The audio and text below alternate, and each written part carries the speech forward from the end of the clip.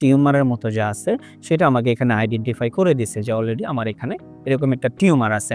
এটা ছাড়াও ওনার ওই অবস্থাতে যেই ক্যান্সার মার্কার যেটা CA 19.9 যেই ক্যান্সার মার্কারটা আছে সেই মার্কারটা এখানে আমাদেরকে পজিটিভ দেখাচ্ছে। এটার রেঞ্জ হলো বর্তমানে 242 ছিল তখন।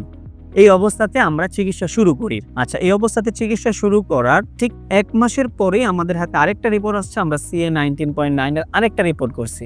উনি যখন মার্চ মাসের ২০ তারিখে আমাদের এখান থেকে ওষুধ নেয়, মার্চ মাসের পরবর্তীতে এপ্রিল মাসে উনি আরেকটা পরীক্ষা করছে।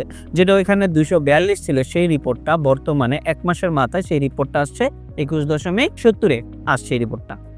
এর কিছুদিন পরে যেমন আপনার গত অক্টোবরের ২ তারিখে উনি আবার এই টেস্টটা করছে। অক্টোবরের ২ তারিখে আবার এই টেস্টটা করছে। সেই টেস্টটাতে ওনার রেজাল্ট তখন ২০ এর মধ্যে চলে আসে। যেটা ২১ এ ছিল সেটা ২০ এ মানে আরো নিচে চলে আসছে। আমরা আপনাদেরকে প্রথম যখন ট্রিটমেন্ট করলাম, ট্রিটমেন্ট করার পর আমরা সব রোগীদেরকেই তো বলি যে আমরা ৪ মাস পরে পরীক্ষাগুলা করব। আপনার পরীক্ষাটা কত মাস পরে করছিলাম?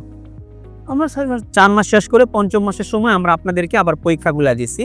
৫ম মাসের সময় যে পরীক্ষাটা দিছি সেই পরীক্ষাটার মধ্যে যে রিপোর্টটা আসছে সেই রিপোর্টটা হলো আমাদের এই রিপোর্টটা CA 19.9 শুধু ১০ আছে, যেটা কিনা নরমালি থাকার কথা হতো ৩৭ এর মধ্যে, সেটা আছে বর্তমানে ১০। এই অবস্থাতে বর্তমানে রিপোর্টটা আছে এবং ওনার পরবর্তীতে যে রিপোর্টটা আমরা একটা সিটি করেছিলাম, একটা করেছি সিটি স্ক্যান। সিটি স্ক্যানের মধ্যে আমরা রিপোর্টে পাইলাম যেখানে মোটামুটি সবকিছু বর্তমানে আলহামদুলিল্লাহ সম্পূর্ণরূপে নরমাল আছে।